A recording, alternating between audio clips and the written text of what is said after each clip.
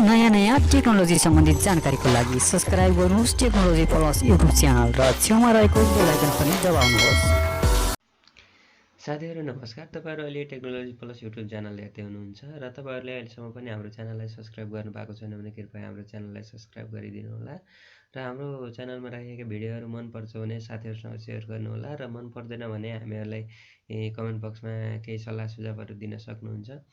र आज म तपाईहरुलाई एउटा छुट्टै किसिमको विषय लिएर आएको छु, केही जानकारी दिउँ भनेर। आज म तपाईहरुलाई वर्षभरिको क्यालेन्डर सम्झिन त गाह्रो हुन्छ। अब यसलाई चाहिँ कसरी सम्झिने, सर्टकट तरिकाबाट कसरी सम्झिने, कुन महिनाको कुन मितिमा कुन बार पर्छ भनेर सम्झिनलाई चाहिँ सजिलो तरिका लिएर आएको छु र सुरु गर्न जाँदैछु।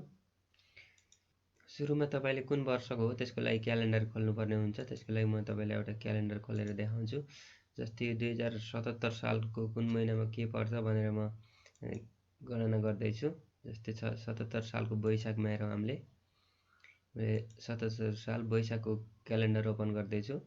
यो क्यालेन्डरमा देख्न सक्नुहुन्छ 1 गते सोमबार, 2 गते मंगलबार गर्दै यो डेटहरु दिएको छ। अब हामीले गणना गर्दाखेरि कसरी गर्ने भन्दाखेरि यो सुरुको मिति हुन्छ नि, यसभन्दा अगाडि कतिवटा कोठा खाली छ त्यो कोठालाई गर्नुपर्ने हुन्छ।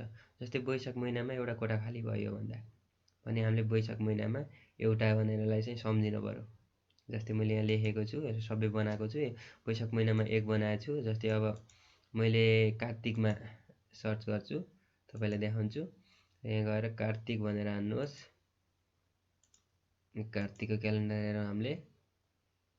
र तपाईको कार्तिकको क्यालेन्डरमा तपाईको 6 वटा कोठा छ।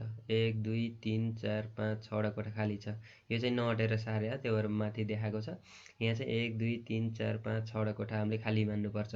त्यसको लागि चाहिँ हामीले 6 लेखिसकेका छौँ यहाँ। अब 6 लेख्यौँ। यति गरिसकेपछि तपाईहरुले मेन सम्झिनु पर्ने भनेको यही नै हो। र अर्को 1 लाई आइतबार, 2 लाई सोमबार, 3 लाई मंगलबार भनेर त सम्झि नै हाल्नुहुन्छ। 7 वटा बारलाई 7 दिन सम्झिनु पर्ने हुन्छ। र अब हामीले एउटा निकालौँ।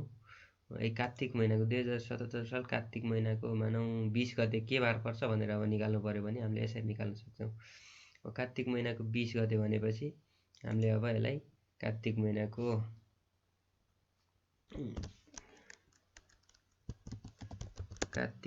20 गते यसलाई चाहिँ हामीले कसरी गणना गर्छौँ भन्दा यो 20 गतेको त 20 गते लेख्नै पर्यो।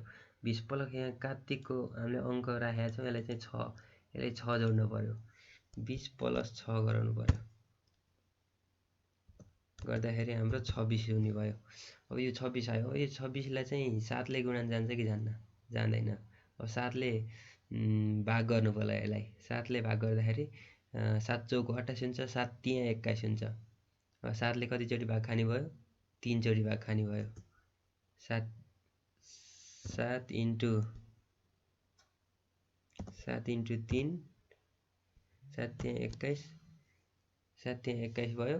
अब 26 पुर्याउनलाई हामीले कति गर्नु पर्यो? 21 भनेपछि 5 दिन जोड्नु पर्यो। प्लस 5 इक्वल टु बल्ल हाम्रो 26 हुने भयो। अब यो 7 ले 3 चोटी भाग खायो, यसलाई चाहिँ हामीले नगनौँ। 7 ले 3 चोटी भाग खायो, यसलाई चाहिँ नगनौँ। अब यो नगनेपछि हाम्रो आयो यो जति आउँछ, यसबाट बाँकी रहेको जति हुन्छ यसमा घटाउँदाखेरि 26 मा 21 घटाउँदाखेरि 5 बाँकी रहन्छ। हो, यो 5 भनेको हाम्रो यहाँ के बार देखायो? 5 भनेको बुधबार देखायो। सरी, बिहीबार देखायो। 5 भनेको थर्सडे भनेर बिहीबार देखायो। अब यो बिहीबार हुन्छ भने कार्तिकको 20 गते बिहीबार पर्यो भनेर भनेको छ। अब हामीले चेक गर्न सक्छौँ। कार्तिक महिनाको आएको छ 20 गते। कार्तिक महिनाको 20 गते हेर्नुभयो भने यहाँ बिहीबार परेको छ। यसरी बिहीबार परेको छ। र अब हामीले अझै एउटा पनि चेक गरौँ। अब यसलाई चाहिँ मैले माघ महिनाको 2 गते के बार पर्छ भनेर चेक गर्न जाँदैछु। यसलाई चाहिँ कसरी चेक गरौँ भन्दाखेरि माघ महिनाको 2 हो, यसलाई 2 भइहाल्यो। 2 प्लस अब हाम्रो यो माघ महिनामा कति देखाएको छ? यो 4 देखायो। यो 4 यसमा जोड्नु पर्यो। प्लस 4 2 प्लस 4 गर्दाखेरि कति आउने भयो? 6 आउने भयो। अब 7 ले त 6 लाई भाग जाँदैन, त्यही भएर चाहिँ यसको चाहिँ इक्वल टु 6 नै हुन्छ। अब यो 6 के बार पर्यो भन्दा यो पनि यो शुक्रबार पर्ने रहेछ। यसअनुसार हेर्दाखेरि 6 भनेको यहाँ 6 भनेको शुक्रबार देख्न सक्नुहुन्छ, फ्राइडे भनेको छ।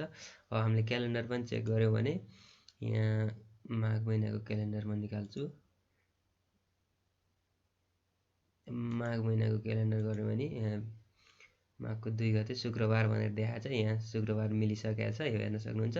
र तपाईँले अब यो त देखिसक्नुभयो। अब तपाईँले सम्झिन के पर्यो भन्दाखेरि तपाईँले अब मेन कुरा भनेको यो सम्झिनु पर्यो। वैशाख 1, जेठलाई 4, असारलाई 1, साउनलाई 4, भदौलाई 1, असोजलाई 4, कार्तिकलाई 6, मङ्सिरलाई 1, पुसलाई 3, माघलाई 4, फागुनलाई 6 र चैतलाई 0 गरेर सम्झिनु होला। जसरी अब यो मैले चाहिँ त्यो क्यालेन्डर हेरेर लेखिसकेको छु। तपाईँले अब हेर्नु होला वैशाखको कोठामा कतिवटा खाली छ, त्यो कोठालाई चाहिँ गणन गर्नु होला, अगाडिको कोठालाई। त्यो गर्नुभयो भने यो अङ्क आउँछ 2077 सालको लागि।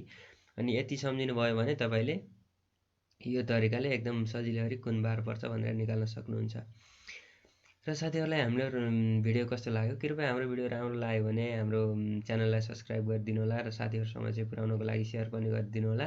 र यदि केही कुराहरू थप्नुपर्ने छ, केही कुराहरू सल्लाह सुझाव छ भने साथीहरूले कमेन्ट बक्समा राखिदिनु होला, ताकि हामीले आगामी भिडियोहरूमा यसमा सुधार गर्नेछौँ भन्न चाहन्छु।